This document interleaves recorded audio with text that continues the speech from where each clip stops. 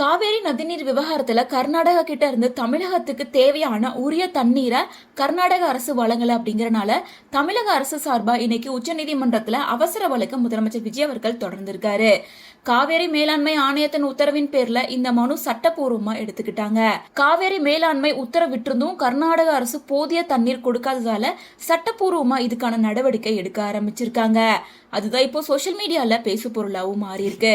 அதாவது தமிழகத்திற்கு விகிதாச்சார அடிப்படையில உரிய தண்ணீரை தடையின்றி திறந்துவிட கோரி தமிழக அரசு இன்னைக்கு உச்ச நீதிமன்றத்தை நாடி இருக்கு. காரணம், கடந்த ஜூலை 30 அன்னைக்கு தமிழகத்துக்கு 15 நாட்களுக்கு தினமும் 3500 கன அடி வீதம் காவேரி மேலாண்மை ஆணையம் உத்தரவிட்டு இருந்துச்சு. ஆனா கர்நாடக எல்லையான பிலிகுண்டுல இருந்து வர நீர் வினாடிக்கு வெறும் 550 கன அடி நீர் மட்டுமே வந்துகிட்டு இருக்கு. சோ இந்த நிலையில இதுக்கு முன்னாடி கர்நாடக முதல்வரான டி.கே. சிவகுமார் அவர்களோட பெங்களூர்ல நடக்க இருந்த மீட்டிங்ல 2 தடவை பேச்சுவார்த்தை அங்க இருக்க அரசியல் பதற்றம் காரணமா கர்நாடக அரசு தள்ளி வச்சிருந்தாங்க. சோ இந்த பேச்சுவார்த்தை முடிவுக்கு வராத நிலையில சட்ட போராட்டமே தீர்வு அப்படின்னு தமிழக அரசு இப்படி ஒரு முடிவு எடுத்திருக்காங்க. காவேரி டெல்டா பகுதியில குறுவை சாகுபடி கடுமையா பாதிக்கப்பட்டிருக்கு.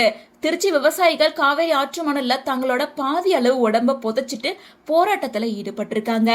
கர்நாடகா கிட்ட இருந்து 1 லட்சம் கோடி இழப்பீடு பெற்று தர தமிழக அரசு நடவடிக்கை எடுக்கணும் அப்படின்னு விவசாய சங்க தலைவர் ஐயா கண்ணு கோரிக்கை வச்சிருக்காரு.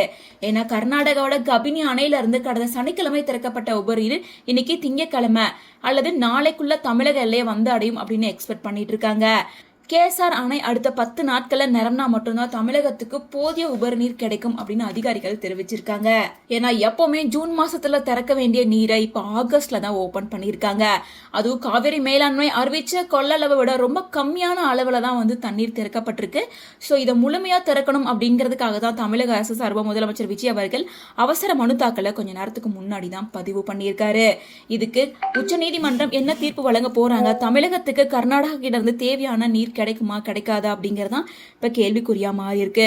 வழக்கம் போல ஆடிப்பெருக்குக்கு பலருமே நீர்நிலைகள்ல அவங்களோட சடங்குகளை செலிப்ரேட் பண்ணி கொண்டாடிட்டு இருப்பாங்க. ஆனா இந்த வருஷம் ஆடி 18 அன்னைக்கு எல்லா நீர்நிலைகளும் வறண்டு காணப்படுறது தமிழக மக்களுக்கு பெரும் ஏமாற்றமா இருக்கு. அதோட விவசாயிகளுக்கும் சாகுபடி பண்றதுக்கு போதுமான அளவு தண்ணீர் இல்லாததால போராட்டத்தில் ஈடுபட்டு இருக்காங்க. இதுக்கான தீர்ப்பை கூடிய சீக்கிரமா உச்சநீதிமன்றம் வழங்குவாங்க அப்படின்னு எதிர்பார்க்கப்படுது.